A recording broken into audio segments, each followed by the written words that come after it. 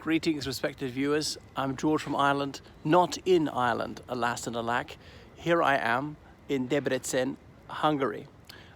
So here you see one of these central town squares, the statue of King Stephen I, who's many people regard as the founder of the Hungarian state.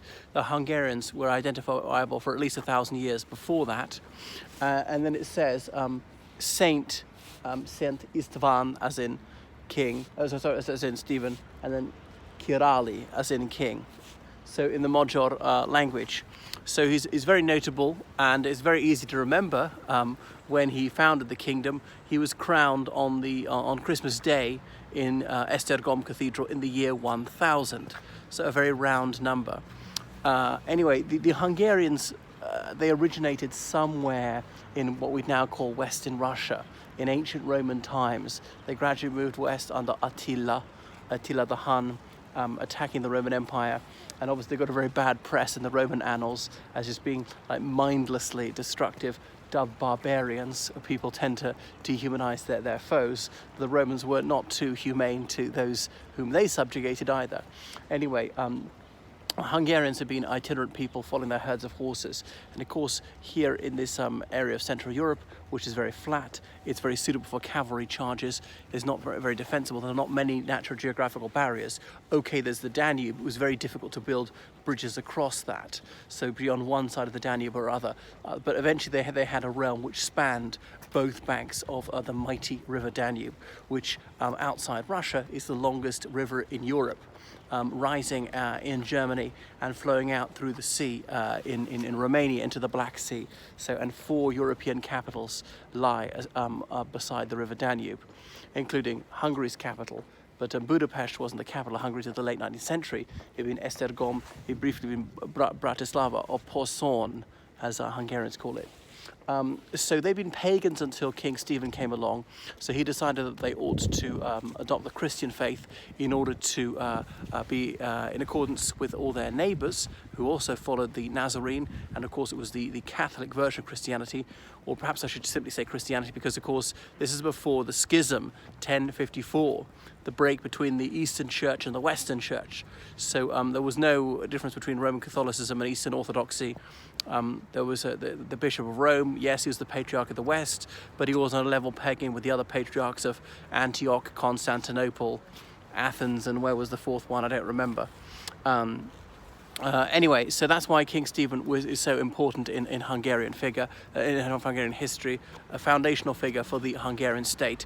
Though obviously Hungary had existed as a nation in many respects beforehand, but its territory wasn't so clearly defined, partly because the people were nomadic, following their herds of horses, living off their meat and milk, and indeed having herds of cattle, goats, sheep, and so on. But they'd moved to a more sedentary lifestyle. They couldn't be constantly at war with their neighbours as well, who were building up their defences. So if there were pagans, Christians would say these people are absolutely beyond the pale, and we can kill them without mercy. But they must be afforded some clemency, supposedly, if they also profess the Christian faith, which is why Stephen or István was a popular name in Hungarian right down to this very day.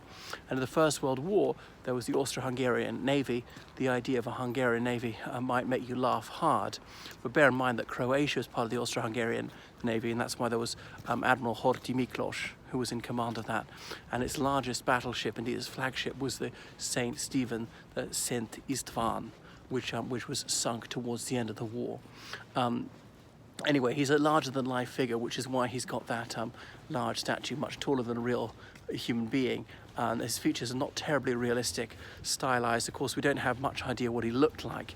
I don't think there are any contemporary images of him. A long face, not as square jawed as you might think.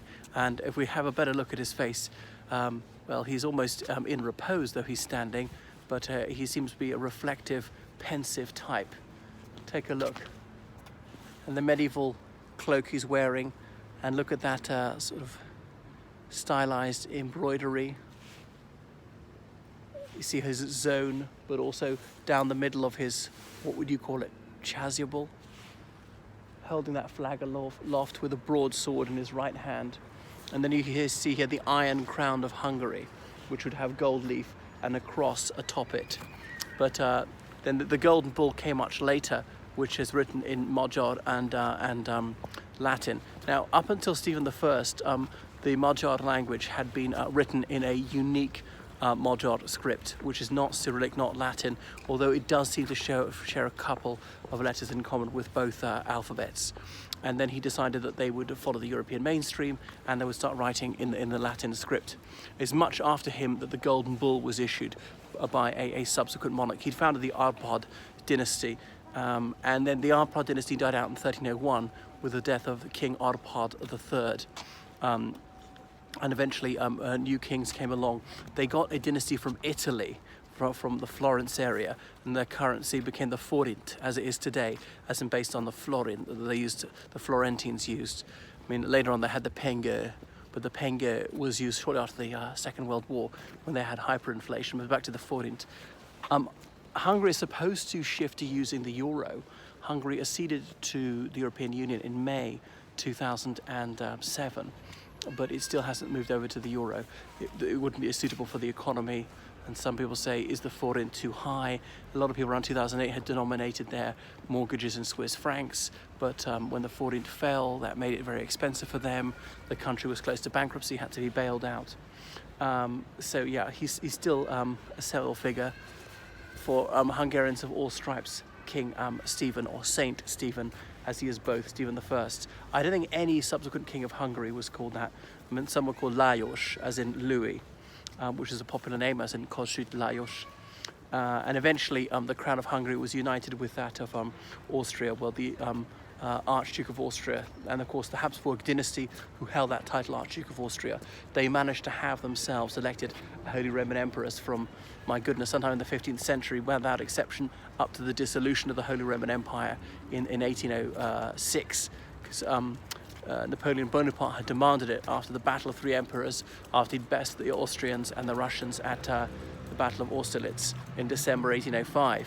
The other thing is, then by the 19th century, the Hungarian aristocracy was mostly fluent in German, and there was a fierce debate, should they break away from the Austrian Empire or not?